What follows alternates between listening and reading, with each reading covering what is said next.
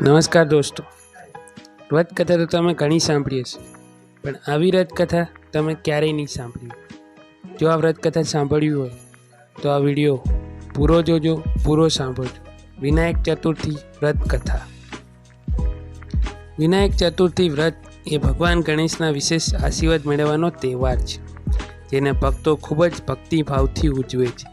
ગણેશ ચતુર્થી દર મહિનાના કૃષ્ણ પક્ષ અને શુક્લ પક્ષની ચતુર્થી તિથિએ ઉજવવામાં આવે છે. કૃષ્ણ પક્ષની ચતુર્થી તિથિને સંકટષ્ટી ગણેશ ચતુર્થી કહેવામાં આવે છે અને શુક્લ પક્ષની ચતુર્થી તિથિને વિનાયક ગણેશ ચતુર્થી કહેવામાં આવે છે. વિનાયક ગણેશ ચતુર્થી વ્રત 22 જાન્યુઆરીએ માનવામાં આવે છે.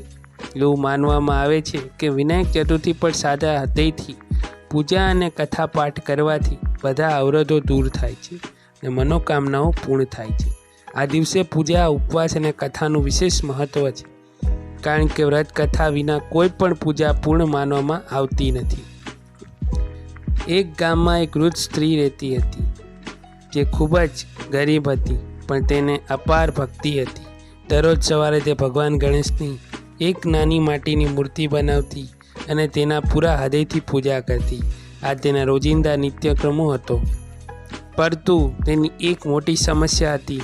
માટીની મૂર્તિ દરરોજ ઓગળી જતી અને તેના બીજા દિવસે એક નવી મૂર્તિ બનાવવી પડતી. વૃદ્ધ સ્ત્રીએ પથ્થરની મૂર્તિની ઈચ્છા હતી, તેથી તેણે દરરોજ નવી મૂર્તિ ન બનાવવી પડે અને તેની પૂજા કાયમ ચાલુ રહે. તેના ઘરની નજીક એક ધાર્મિક માણસનું મોટું ઘર બની રહ્યું હતું. ત્યાં ઘણા કડિયા કામ કરતા હતા. એક દિવસ વૃદ્ધ સ્ત્રી કડિયા કામની પાસે ગઈ અને હાથ જોડીને કહ્યું, દીકરા, મારા માટે પથ્થરનો ગણેશ બનાવો.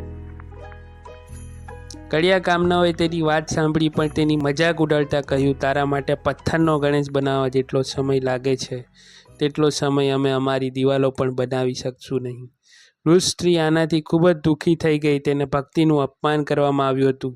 તેણીએ ગુસ્સામાં કહ્યું, ભગવાન તમારી દિવાલ વાંકી બનાવે. વૃદ્ધ મહિલાઓએ આ કહ્યું કે તરત જ એવું જ બન્યું. કડિયાઓનો દિવાલ બનાવતા રહ્યા, પરંતુ તે વાંકી થતી ગઈ. તેઓ તેને તોડી નાખતા અને ફરીથી બનાવતા, પરંતુ દર વખતે એ જ વસ્તુ થતી. આગો દિવસ પસાર થઈ ગયો અને સાંજ સુધીના એક પણ ઈંટ યોગ્ય રીતે નાખવામાં આવી ન હતી. જ્યારે શેઠજી સાંજે પાછા ફર્યા અને જોયું કે આખો દિવસ પછી પણ દિવાલ યોગ્ય રીતે બનાવવામાં આવી નથી, ત્યારે તેમણે કડિયાઓને પૂછ્યું કે કેમ કડિયાઓ? શેઠજીને બધું કહ્યું. વૃદ્ધ મહિલાનું આગમન, ગણેશજીની વિનંતી અને શ્રાપ. શેઠજી સમજી ગયા કે આ કોઈ સામાન્ય બાબત નથી. તેમણે તરત જ વૃદ્ધ મહિલા માઈને બોલાવ્યા અને આદરપૂર્વક કહ્યું, માઈ, અમે તમારા માટે બનાવેલા સોનાના ગણેશ કરાવીશું, ફક્ત અમારી દિવાલ સીધી કરો. વૃદ્ધ મહિલા માએ ભગવાન ગણેશને હૃદયપૂર્વક આરાધના કરી. સુવર્ણ ગણેશ બનાવતા સાથે જ શેઠજીની દિવાલ આપમેળ સીધી થઈ ગઈ. ત્યારથી આ પ્રાર્થના કહેવામાં આવે છે, હે ભગવાન ગણેશ, જેમ તમે શેઠની દિવાલ સીધી કરી, તેમ દરેકના જીવનમાં વાંકા ચૂકા રસ્તા સીધા કરજો. આ વિડીયો ગમ્યો હોય તો લાઇક, શેર, સબસ્ક્રાઈબ જરૂરથી કરજો. જય શ્રી કૃષ્ણ. જય